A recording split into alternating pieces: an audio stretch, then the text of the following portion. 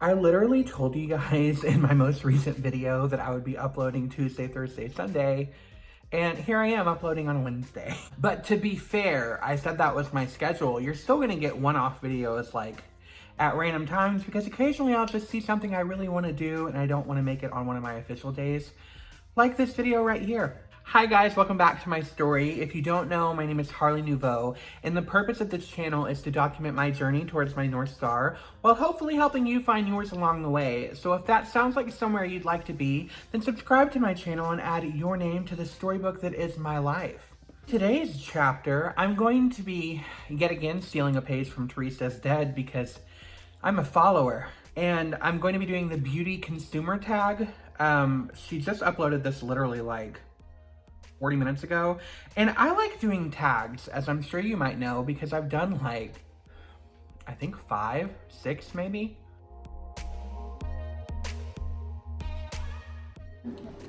Hi. Done a lot of tags in my life. Why not do this one too? This is gonna be relatively short though, and I don't have a story to give you. Other than that, I don't have makeup on except for my brows because I have an invader on my forehead, and I'm hoping if I treat him with kindness and peace, he will be less hostile and depart from the planes of my face. Also, if you've never tried this e.l.f. exfoliating lipstick thing, get one because it's nice. I have a bunch of Jeffree Star lip scrubs, but they just get all over the place and it gets messy. But anyway, to the tag. Question 1, how much do you spend on makeup in a month? A year? Well, as I'm sure you guys have probably gathered because I've mentioned it a lot, I'm relatively poor, so I don't spend that much on makeup. Typically, if I had to average it, I'd probably say maybe 50 bucks a month, and that's including my BoxyCharm subscription. For the month of January, I've spent about 50. Yeah, as of yesterday, I spent about 50 because I got this new foundation that I absolutely love and this primer that I'm on the fence about. So in a year, damn, like $600? Guess that adds up. Money well spent, I say. Question 2, do you ever feel guilty about how much you spend on makeup? No. I don't spend money on anything else. That sounds bad. Of course I spend money on like food, duh, and skincare and hygiene, but like, I don't spend money on anything else superfluously that isn't being used on a regular basis, with the exception of a candle I just bought today that I'm burning right now. Cherry blossom scented. Question 3, do you get FOMO related to makeup releases? Does the homo get FOMO, you ask? I think that FOMO means fear of missing out, which I get in every aspect of life, not just with makeup. I say that. I actually don't get much FOMO, with the exception of my best friend can tell you ColourPop, because it's my favorite cosmetic brand, and they release something every 2 weeks. I don't know how the hell, I know how they're making money because they sell a lot, but who has the time and the creativity to keep coming up with these releases? I feel like literally every time I get something, before it even arrives at my house, there is something else. I mean, literally in the time that I got this mint palette, meant to be, there have been 2 releases. 2! And that's just in a span of like 3 weeks. In the words of Taylor Swift, you need to calm down. Question 4, do you purchase or keep items simply because they are limited edition? Yes, but specifically, they have to be a certain type of limited edition. I would show you right now, but unfortunately my mirror with the ring light is currently on top of it, but I got the Elsa and Anna collection from Frozen because it was limited edition. Other than that, I really only get limited edition items if they're fairy tale themed because, as I've said countless times, I am single white female obsessed with fairy tales. As far as keeping them, if I don't like it, I won't keep it unless specifically the packaging looks cute.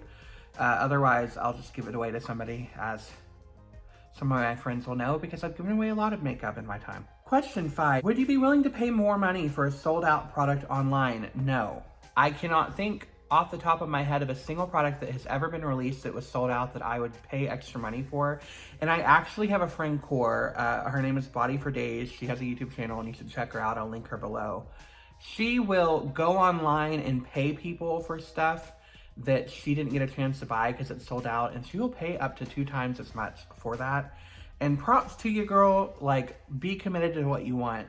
I'm not that person. If it just wasn't meant for me, it wasn't meant for me. Maybe I'll cry into my pillow every night because I didn't get a chance to buy the Shane Dawson palette when it came out, but I'll live. 6, do you wish you could spend more or less? Why pay more when you can pay less?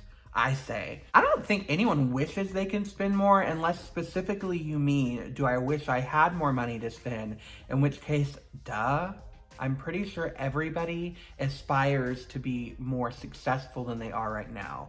However, when I say I wish I had more money to spend, I don't mean I wish I could buy more luxury products, because with the exception of a few things here and there aren't many luxury items that interest me, because I feel like, from my experience, you can get cheaper alternatives that work just as well.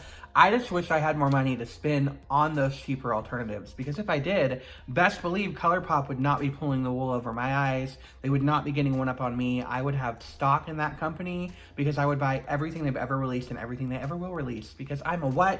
Fanboy. I feel like I'm talking fast today. 7, do you feel compelled to buy something when it's in someone else's collection? Like, I'm assuming you're asking is if there's something that really doesn't interest me, but I see someone else has it and then suddenly I want it.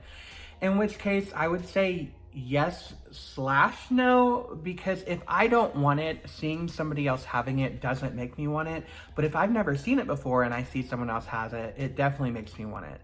I've never really been one of those people that's like, oh, my favorite beauty influencer mentioned a product, so I want it now. I mean, I'm a follower, but I'm not that big of a follower. I don't care. If I've seen it before, I'll form an opinion then. If not, someone having it doesn't change me. Is that hipster of me to say? I just want to be unique. 8, do you buy more during the holidays? No, only because if you've heard me say it before, for some reason, every year I think this is the year I'm going to have money to spend during the holidays, and every single year without fail, never plays out that way, does it? I'm always broke or just struggling in the holidays. This is actually the first holiday season I was able to get anything for me or others, in which case I guess you could say I spent more, but even then, I spend the same amount of money I would spend the rest of the year. I just spend it on holiday items, if that makes any sense. 9, have you ever hidden a makeup purchase from family or friends? Yes. Actually, in the holidays, I got some stuff that I really wanted because it was on sale, but I didn't want my mom to judge me for buying it because, you know, I just felt like she would. So I told her that Jasmine bought it for me for Christmas. Other than that, no, I don't care. Question 11, do you have more than 10 products in your collection that you have not used in over a month? Hell to the yes, I do. I have a sizable amount of products that I have not used in over a month. In fact, I would wager that virtually everything in my drawers I have not used in over a month. And a lot of that is because I have so many things I have yet to try out that I focus more on getting that than doing stuff old. However, once I catch up with my makeup collection, I plan on doing this thing, and I saw it, I don't remember her name. I saw someone on YouTube do this where they dedicate certain amount of time to each product. Like this week, they'll only use this one eyeshadow palette. So I'm gonna start doing that whenever I get caught up, but that's gonna be a while, so don't hold me to that. Question 11, have you ever been pressured to purchase something that you could not afford or did not need? No, I don't think so. I mean, technically, I don't need anything unless you're, I mean, like, it's kind of the nature of the beast with consumerism and YouTube in general, where you see a lot of shit and you're like, oh my God, I want to go out and buy that. Case in point, this foundation I saw over the weekend, I went out and bought it. But I didn't feel pressured to get it. It was more of, oh, I kind of want that because that looks like something I'd enjoy. To me, pressure is like everybody is kind of pushing you to go get it. For instance, if I had a bunch of feedback from my little following that said, you need to go try this out, you need to go try this out, that would be pressure. Even though I just said I'm a follower at the beginning of this video, don't care about that kind of thing. So no, I don't ever feel pressured to buy something. Usually I'll say, if you want me to have it, you buy it. Question 12, do you purchase makeup for collector reasons? In a way, I do. Like I said, I do collect fairy tale themed things because of my obsession with fairy tales. I also try to get things that maybe I won't even use just because of the brand to say that I have it. For instance, the Shane Dawson palette I talked about, 100% with you, I would have had no intention of really using it that often just because the color story did not excite me. But I really like the packaging, and I have pretty much every other Jeffree Star palette, so I probably would have bought it for like collector reasons then. But other than that, not really a collector. I want to start, but not like a theme of things like Funko Pop dolls, more of like an idea and essence. I'm being really vague. Question 13, in your makeup journey, have you become less or more consumeristic? I would say I've become more consumeristic only because as I get more and more into makeup, I want to buy more makeup. I don't like go out of my way just to buy as much as I can. It's just I've always been a very easily bored and fickle person, so when something interests me, it only interests me for a short amount of time, and in that short amount of time, I usually will go out and get it. Otherwise, I won't care quickly after. I want to work on not being as consumeristic because once you kind of find things that you like, there's no reason to be. For instance, when it comes to foundation, as I've over the past year realized I don't really like full coverage foundation, that limits a lot of things that I would have bought otherwise that I probably will never buy now. I went out and got this Milani foundation because it's light to medium coverage and it has a natural finish, and that's what I look for in a foundation. I also really like skin tints, but I would say in that regards, as I get more certain in my identity as a consumer, I'm becoming less consumeristic because I'm shying away from purchases that really don't vibe with what I'm looking for. But as far as becoming one of those people that are, I just want to be super minimal, no, and not because I don't care about the environment or what have you. The beast that is consumerism, I really don't think is ever going to die. People always talk about, like, is the beauty industry bubble going to burst? Very, very unlikely. In the Great Depression, the beauty industry was one of like 2 industries that was not affected at all, because at the end of the day, even though trends may change, people are always going to want to look their best, and people are always going to want to feel good about themselves. So while today we may be worrying about full coverage and banging highlight, maybe tomorrow it's more about skincare and just looking as natural as possible, the consumerist elements are still going to be there in full force. So I don't think, I like to say that one man can make a difference. I don't think when it comes to things like that, it really matters in the grand scale.